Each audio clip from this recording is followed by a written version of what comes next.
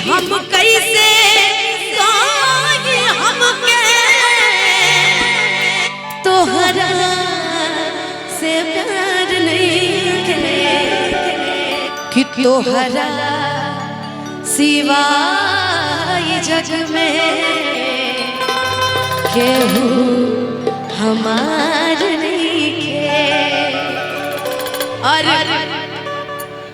सच में आज आप इतने खुश मिजाज, सब महादेव के भक्त हैं भाई, जितने सब महादेव के भक्त हैं। बड़ी तारीफ सुनी है समस्तीपुर वालों को। क्या जी कि अखिया लड़ल बजब से दिल में करार नहीं है। अखिया लड़ल बजब से दिल में करार नहीं है। हम कैसे से प्यार नहीं है। हम कैसे तोहरा से प्यार नहीं है।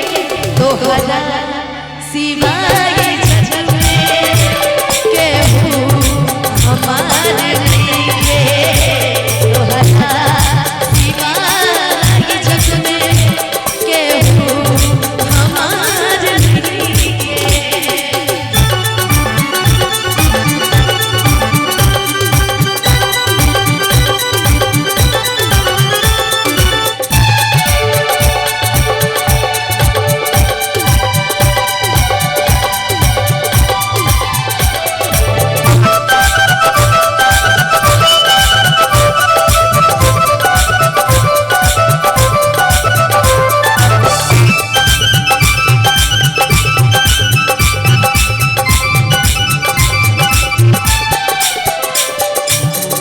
पहले नहाल कब ऐसन रहे के कुछ बुझात नहीं है। तुमसे कहो गयल बबल के कुछ बुझात नहीं है। तुमसे कहो गयल बबल के ऐसन बीमारी सुधार नहीं है। ऐसन बीमारी धैलस कबनो सुधार नहीं है। हम कैसे हमके तोहरा से प्यार नहीं है। हम कैसे हमके तोहरा से प्यार नहीं है। अखिया लड़ल बजब से दिल में करार नहीं है।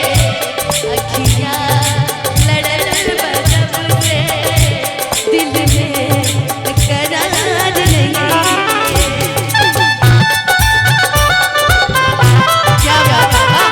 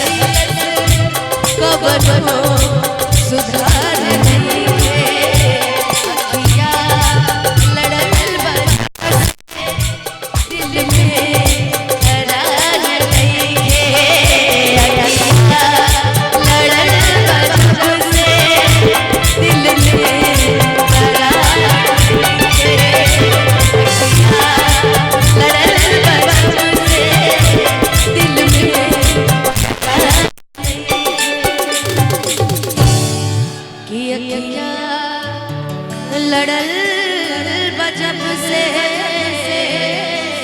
दिल में